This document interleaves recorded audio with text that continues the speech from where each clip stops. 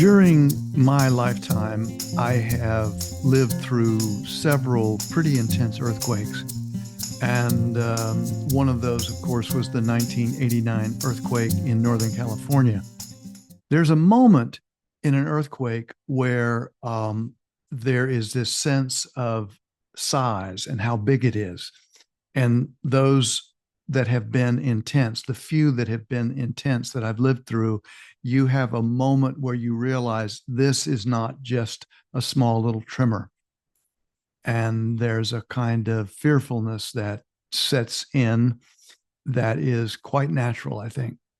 Well, last Wednesday morning, I woke up and I felt not that intensity of fearfulness as in an earthquake, a larger earthquake, but I felt the kind of fear that just sort of sets in and becomes more persistent. So I went to my meditation couch in our spare room, did my 10-minute meditation, and came out of that and was still feeling a kind of sense of foreboding, a sense of, with the political challenges, with the ecological challenges, with all of it, it seemed to be intensifying.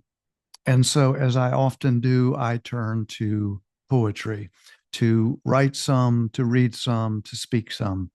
And in this case, I ended up doing all of those things.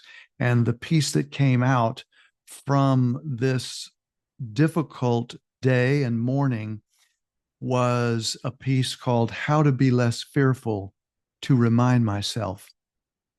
And the poem starts with a quote by Eric Hoffer from a book called The True Believer.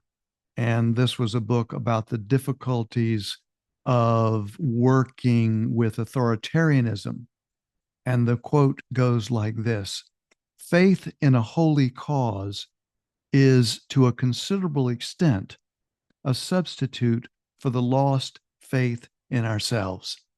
And this is speaking about kind of cult behavior that Eric Hoffer was writing about and quite eloquently in this book, The True Believer.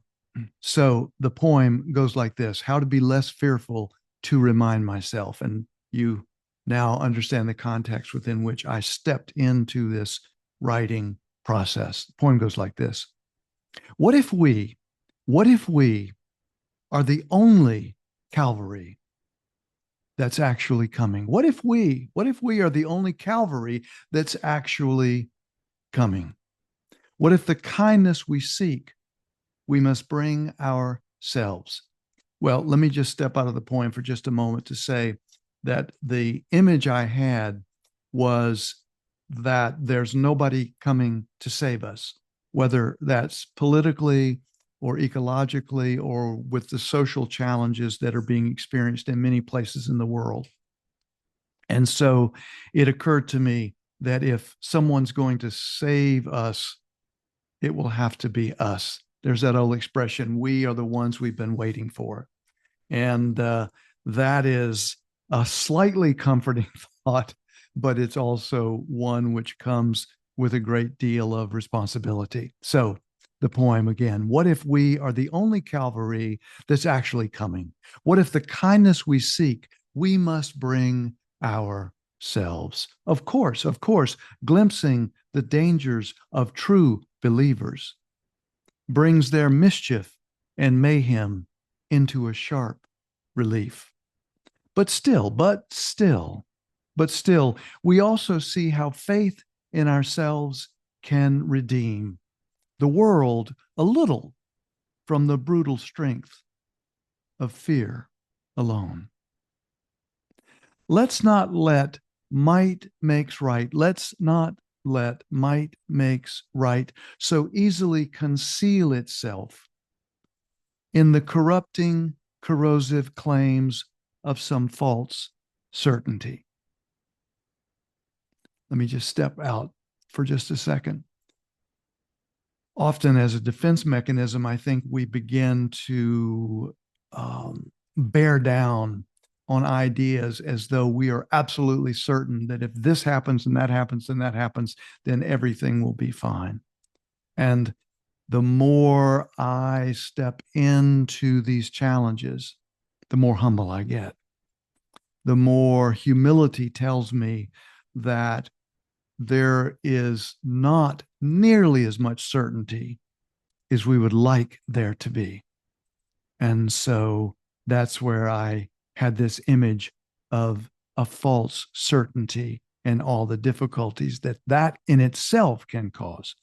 So let's step back into the poem. Let's not make might makes right so easily conceal itself in the corrupting, corrosive claims of some false certainty. Never forget, never forget that those bullied can be hurt into bullying. So we dance to talk to the world out of burning itself down. So we dance to talk the world out of burning itself down, as so many empires have done before, faltering and failing amongst their slow and tortured demise. But what if, what if awakened hearts can come together on fire, even as we stumble to prevail in the faith born of hearts that feel and minds that see.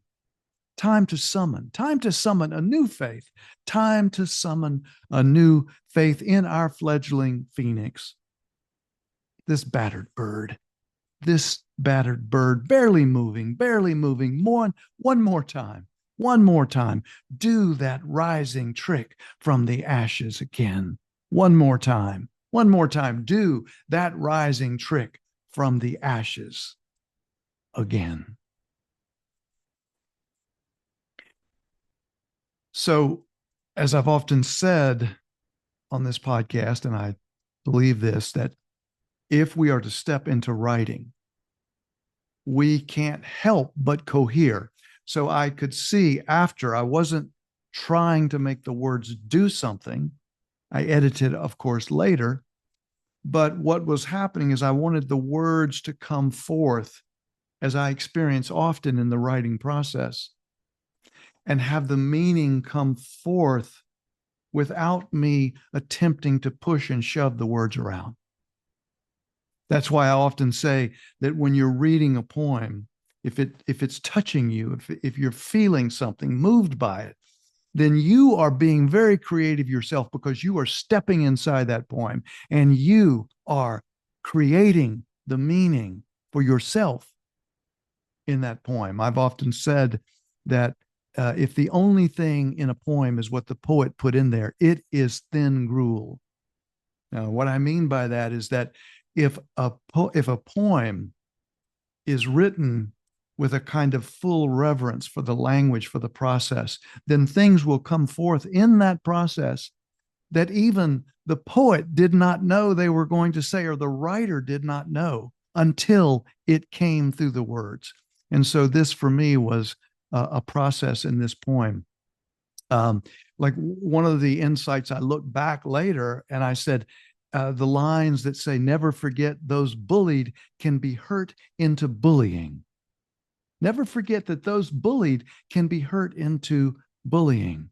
So oftentimes the tragedy is that those who are bullied then become bullies themselves. Now we can break that chain of cause and effect by going upriver and treating those that have been bullied with a kind of compassion and kindness to bring out something different than just, fire with fire. If I've been bullied, I'm going to bully somebody else.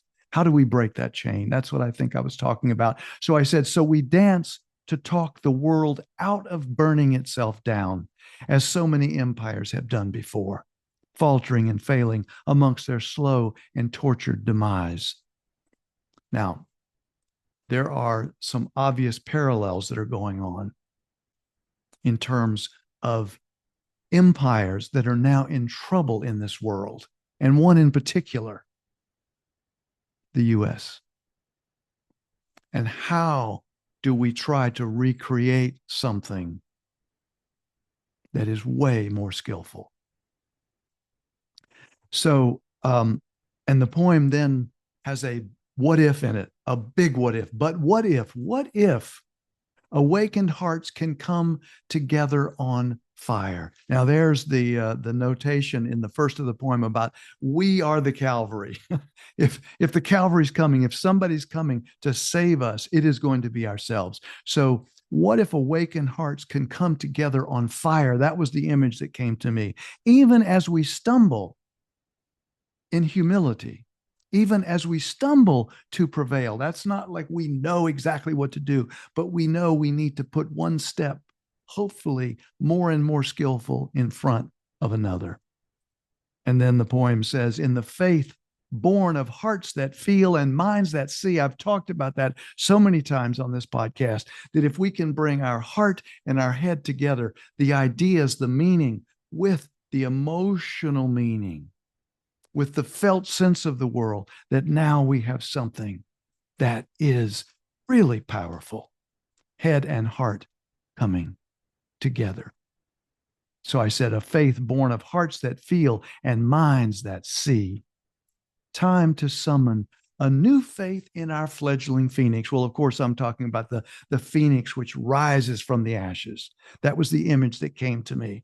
Time to summon a new faith in our fledgling phoenix, this battered bird, barely moving. One more time, do that rising trick from the ashes again.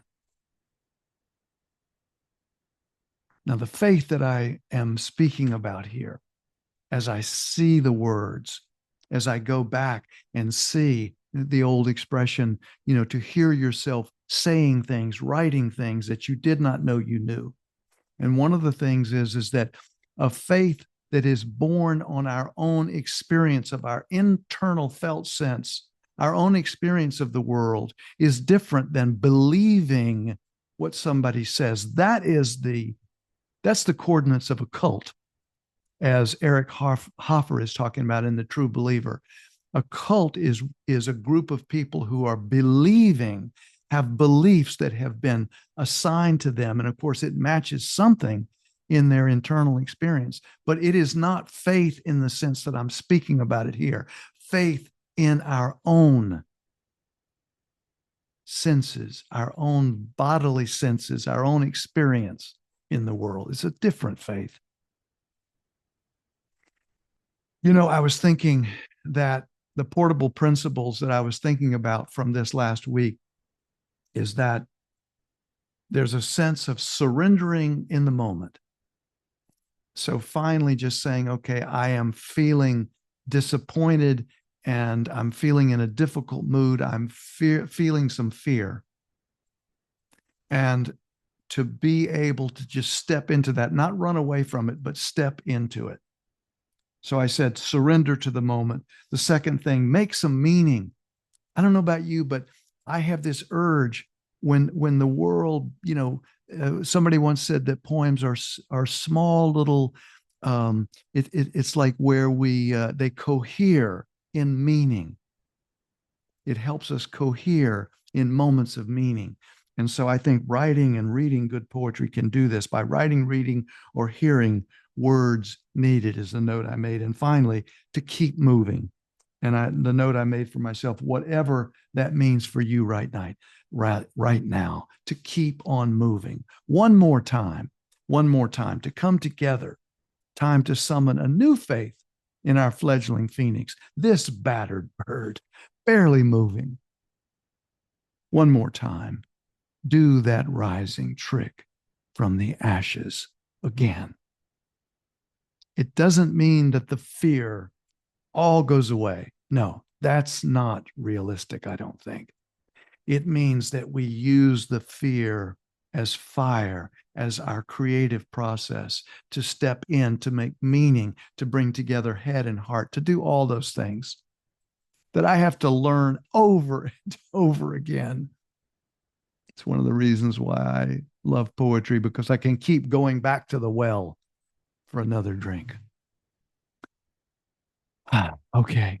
Thank you so much for your listening ear. Until next time and next poem, please take good care of yourself. And if you can, take good care of somebody else.